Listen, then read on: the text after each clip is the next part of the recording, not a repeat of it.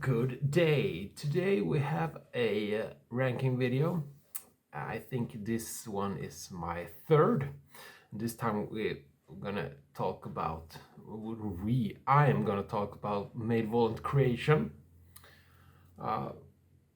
From formed in '87 in Buffalo, New York, later moved to Florida.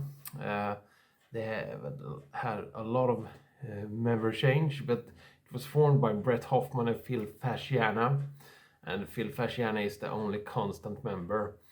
Released a couple of demos before releasing their debut full length, The Ten Commandments.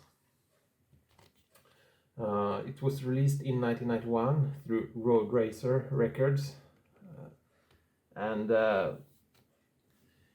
it contains 10 tracks, running time of 38 minutes.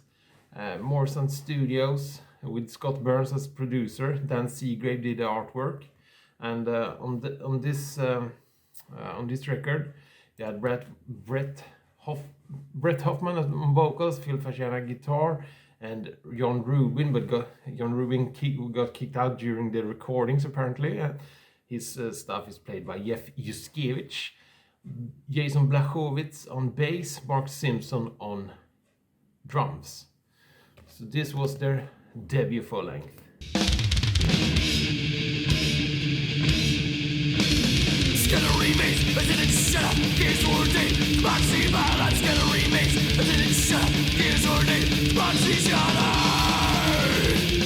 And in 1992 they released a follow-up called Retribution, also through Road Racer, and this was also released produced at Morrisound by Scott Burns, and this one contains a guitar solo by James Murphy, and this one contains 9 tracks, and Dan Seagrave did the artwork once again. 9 tracks and 34 minutes in length, and this time Rob Barrett joined the band from Rob Barrett and Alex Marcus from Solstice joined the band, and Mark Simpson and John Rubin and Jeff Yuskevich was no longer in the band.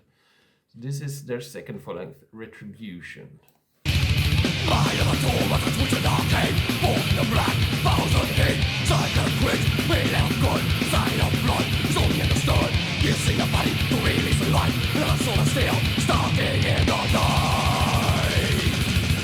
In 1993 they released Stillborn, although they were not they did not get any money from Road Racer to get back to Morrisound and Scott Burns, so they went to Pro Media Studios in Gainesville, Florida, and Phil Fasciana and Mark Pinsky was the producers. Phil Fasciana from the band, and this one still Dan Seagrave artwork. 10 tracks, 42 minutes in length, so a little bit longer, and this time it's the same lineup as last time, except that Rob Barrett joined Cannibal Corpse at this time, I think, and instead John Rubin came back. He played in Monstrosity. So this is their third full length.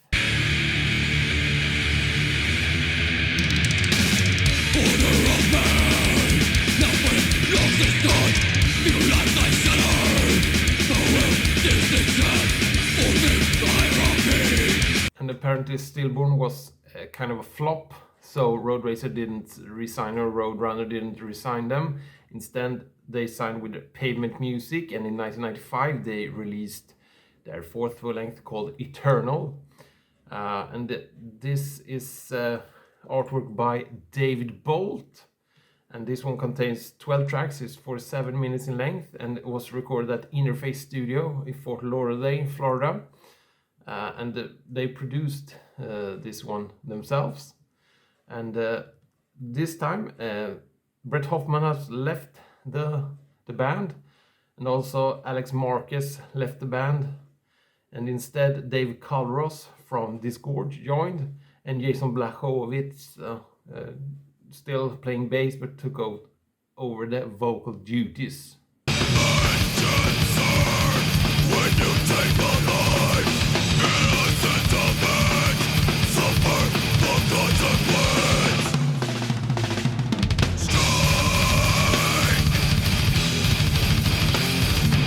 in 1997 they released In Cold Blood through Pavement Music once again, and this one contains 13 tracks. It's 42 minutes in length. They were back at Morrison with Scott Burns producing the album, and Nisin Lopez did the album artwork. And this time Dave Colros was not in the band, instead Derek Roddy on drums, and John Paul Source replaced John Rubin, and still Jason Blachowicz on vocals. So that's In Cold Blood.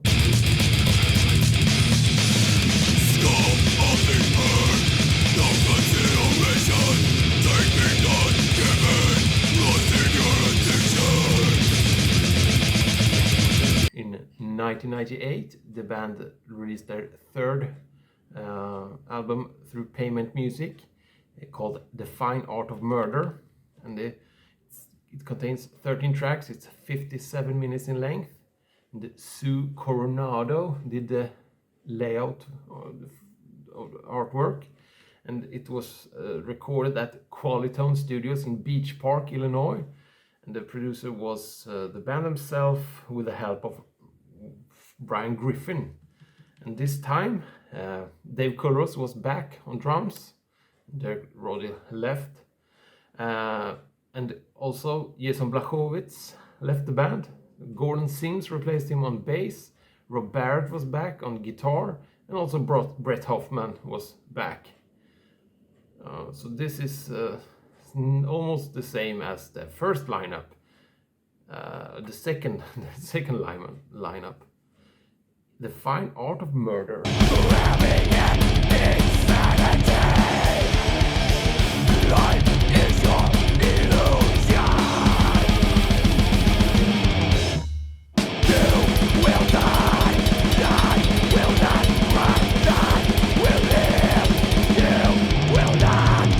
And in the year 2000, the band released their debut on Arctic Music Group. This one is called Envenomed and contains 11 tracks, and it's 42 minutes in length. But Travis Smith did the artwork, and this was recorded at Studio B in Deerfield Beach, Florida. And Malevolent Creation and Jeremy Staska did the production, and this one features guest vocals of Kyle Simmons from Hate Plow. And this is actually the exact same lineup as on The Fine Art of Murder, the first time in the band's history that they retained all members. But that was not to be. But Envenomed.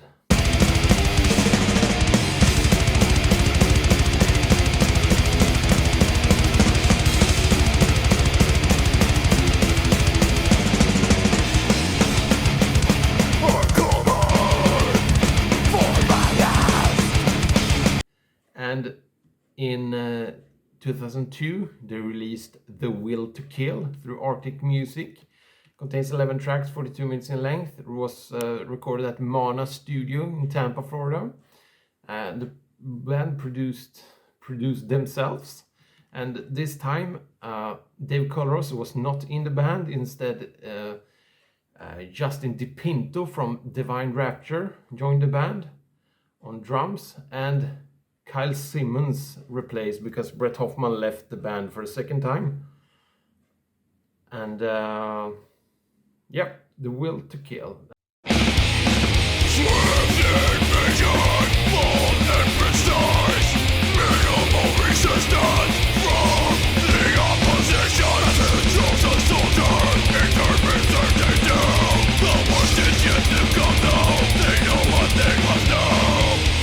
And in 2004, they released War Cult on Nuclear Blast. And this time, it's 11 tracks. This one contains a bonus track, but it's around 43 minutes in length. Recorded at Liquid Ghost Recording Studio in Boca Raton in Florida. Produced by Jean-François Dagenat and the band themselves. And this have the same lineup with Carl Simmons on vocals, except Dave Colros was back in the band, replacing Justin DePinto. And MGF to me or something did the album artwork.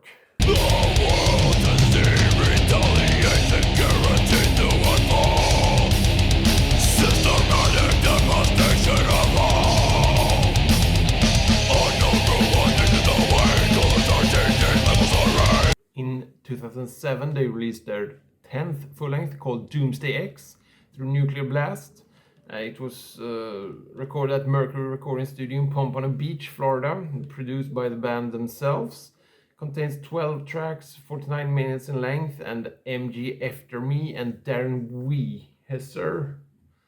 Wesser or something did the artwork, album artwork. And this time Kyle Simmons, Gordon Sims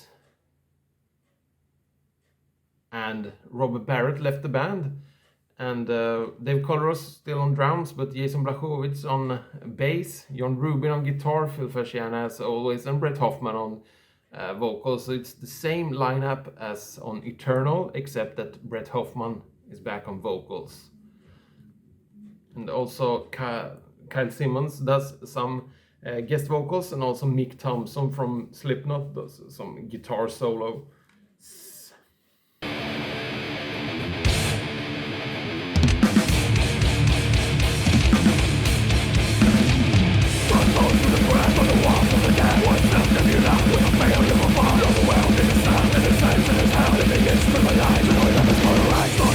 In 2010 they released Invidious Dominion through Nuclear Blast, and the artwork on this one done by Per Olofsson, and this contains 11 tracks and it's 36 minutes in length.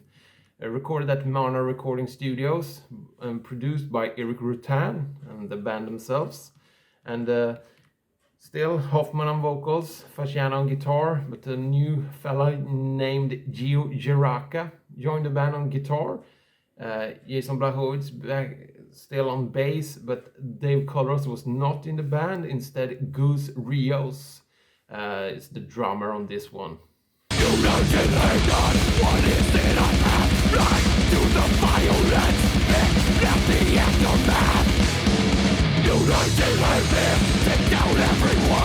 And in 2015, the same lineup, except that Gus Rios left the band and Justin DePinto rejoined on drums, released the band's 12th full-length through Century Media Records, and this one contains 10 tracks, 45 minutes in length, and German La Torres did the awesome artwork, and they recorded it in separate places, but it was mixed and mastered by Don Svane.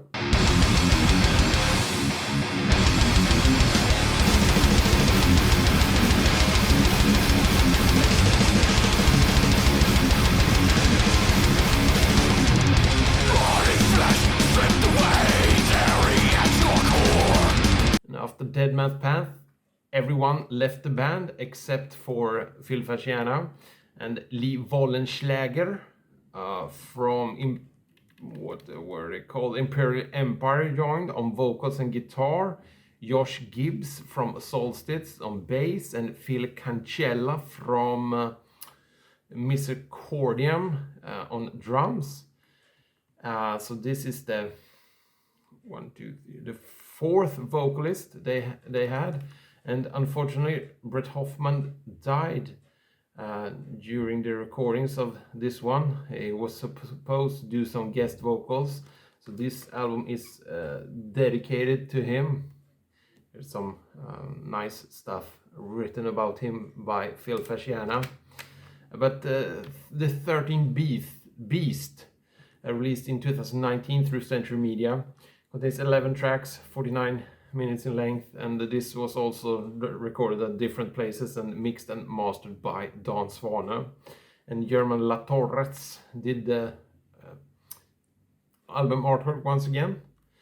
So this is their last up until they are They have actually, I think everyone has, no, Phil Cancella and Lee Wallenschlager has left the band, and Ron Palmer and Darren Miller has joined the band, but they haven't released. This is the last release so far, but I think they will release something new in the future.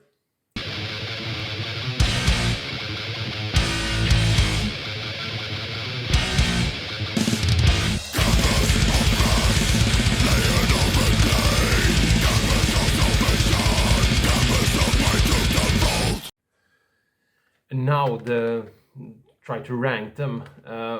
They have released 13, and my least favorite is Stillborn, their third full length.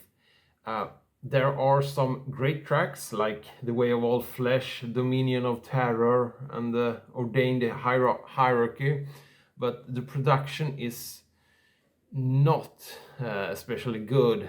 This was the not more sound. The first two have much better production with Scott Burns, but this one it falls flat due to the lackluster production.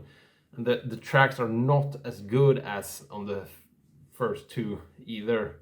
So Stillborn is my 13th placed. And number 12 we have In Cold Blood. This is a very good record, and they are back at more sound, but I don't think the production is especially good. It doesn't really sound like a more sound production from the 90s. But the main thing I don't like is that Jason Blachowitz's vocals have some kind of effect on it, and it's I don't know, because they released this one, a compilation and from demos and some re-recordings and stuff, and on this one Blachowicz sings. His vocals are excellent also on Eternal, so he can sing without the vocal effects. So it's very disappointing that the same vocal effect is used on every track. So that's why this is my number 12.